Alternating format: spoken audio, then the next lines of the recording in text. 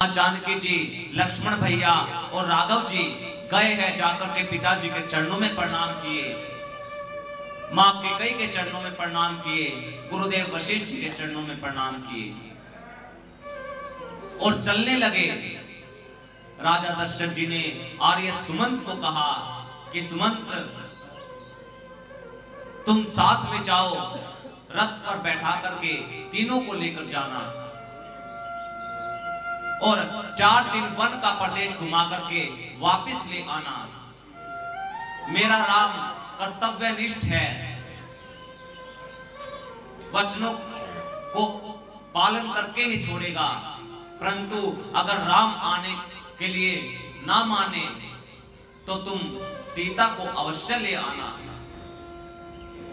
जब तक मन करेगा सीता अयोध्या में रह जाएगी, जब मन करेगा तब मिथिला चली जाएगी। जाओ सुमंत, रथ में बैठा करके ले जाओ।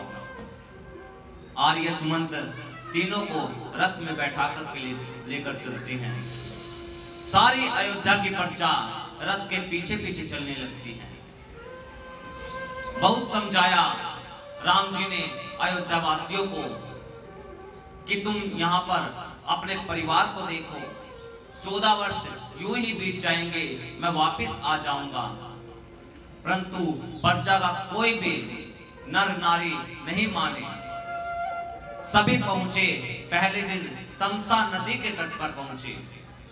तमसा नदी के तट पर विश्राम करने लगे। रात्रि को भगवान श्री राम जी ने अपनी माया को प्रेरित किया और जितनी अयोध्या से प्रजा आई थी सभी को गहरी नींद में सुला दिया और फिर आर्य सुमंत को, मां जानकी जी को और लक्ष्मण जी को उठाया और आर्य सुमंत को बोला कि तुम पहले रथ को उत्तर दिशा की ओर लेकर के जाओ और फिर वापस लाना। उसके उपरांत रथ को दक्षिण दिशा की ओर लेकर के चलना। जो उत्तर दिशा की ओर रथ के पहियों के निशान होंगे उनको मिटा देना। कई पहियों के निशान देखते हुए ये प्रजा पीछे पीछे न आ जाएगी। आर्य सुमंत ने कहा, प्रभु ये तो इनके साथ धोखा हो जाएगा। राम जी ने कहा, धोखा नहीं, ये मेरे साथ वन में दुखी होंगे, उधर घर पर इनके परिवार वाले दुखी होंगे। सुबह प्रातः काल चले जाएंगे अयोध्या, कहां दुखी होंगे, 14 वर्ष है। जैसा राम जी ने कहा वैसा ही आर्य सुमंत ने किया। अब पहुंचे हैं गंगा जी के तट पर। गंगा मैया को प्रणाम किया राम जी ने उतरकर। उसके उपरांत लक्ष्मण भैया ने प्रणाम किया, मां जानकी जी ने प्रणाम किया। श्रृंगवेरपुर पहुंचे। श्रृंगवेरपुर के राजा है निषाद राज गुहू। निषाद राज गुहू जो है श्री राम जी के बाल सखा है। पता चला कि राम जी आए हैं, दौड़कर गए, अपने प्रजा के सेवकों को लेकर के अनेकों उपहार फल लेकर के राम जी के पास गए, चरणों में दंडवत किया। राम जी ने निषाद राज को हृदय से लगाया। निषाद राज जी को पता चला कि 14 वर्ष के लिए पिताजी के वचनों को पालन करने के लिए मेरे मित्र राम अयोध्या से बाहर आए हैं। कहने लगे, हे प्रभु, अगर आपको 14 वर्ष बाहर ही रहना है तो आप श्रृंगवेरपुर में रहिए, यहां रह करके राज कीजिए। परंतु राम जी कहते हैं, मित्र, मैं एक उदासीन व्रत लेकर के आया हूं, इस व्रत के अनुसार मैं किसी भी नगर में प्रवेश नहीं कर सकता। तब वहीं पर गंगा नदी के तट पर शीशम के वृक्ष के नीचे श्री राम जी के लिए कुशा का आसन बिछाया। वहां पर मेरे राघव जी, मां जानकी जी विश्राम करते हैं। रात्रि होती है। रात्रि में श्रृंगवेरपुर के जो राजा है निषाद राज जी, उन्होंने अपने सभी सेवकों से कहा कि तुम सभी के सभी राम जी के चारों तरफ खड़े हो जाओ, आज किसी को भी सोना नहीं है।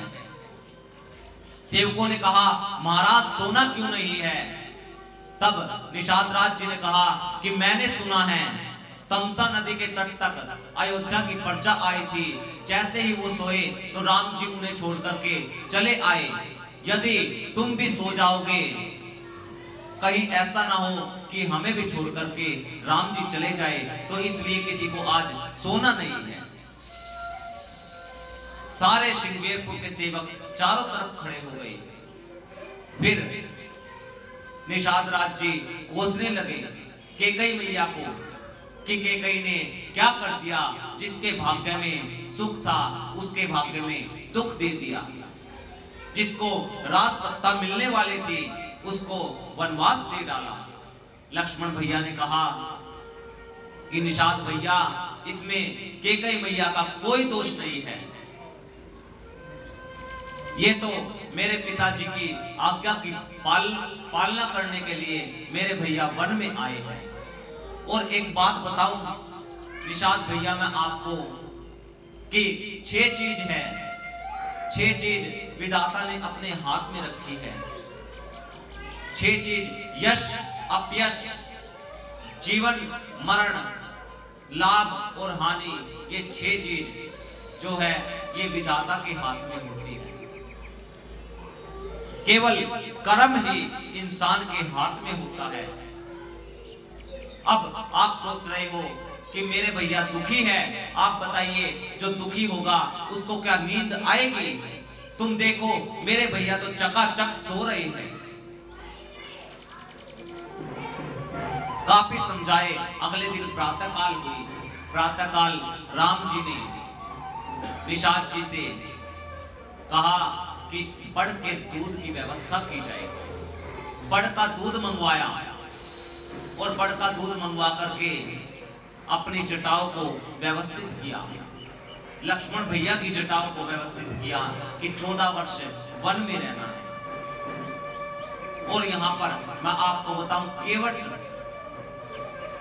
तो जो था उन्होंने जाकर के निषाद राज जी से कहा कि महाराज मैं आज आपसे कुछ मांगने आया हूं। निषाद राज जी ने कहा कि बताओ क्या मांगना चाहते हो? केवट ने कहा कि महाराज मैं चाहता हूं कि गंगा के तट पर आज मेरी नाव के अलावा कोई और नाव ना हो। मैं चाहता हूं कि मैं अपनी नाव में ही प्रभु को गंगा पार कराऊं। निषाद राज जी ने सारी नगरी में डुगडुगी बजवा दी। केवट के अलावा कोई नाव नहीं है। अब यहां से केवट भैया की कथा प्रारंभ होती है। आर्य सुमंत को कहने लगे राम जी तुम जाओ। आर्य सुमंत ने कहा प्रभु महाराज ने कहा था 4 दिन वन प्रदेश घुमा करके वापिस ले आना। राम जी ने कहा नहीं, तुम जाओ और जाकर पिताजी को कहना कि 14 वर्ष के बाद आकर के राम स्वयं आपके चरणों में प्रणाम करेगा। मां जानकी जी को कहा कि महाराज ने कहा था अगर राम लक्ष्मण वापिस ना आए तो सीता को अवश्य ही ले आना। मां जानकी जी कहती है कि मैं भी नहीं आऊंगी, मैं अपने स्वामी के साथ ही रहूंगी। फिर राम जी सत्य की दुहाई देकर के सुमंत जी को विदा करते हैं, परंतु सुमंत जी जाते नहीं, एक किनारे पर खड़े हो जाते हैं।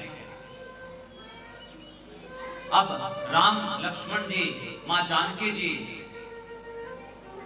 और निषाद राज भैया पहुंचे हैं गंगा नदी के तट पर।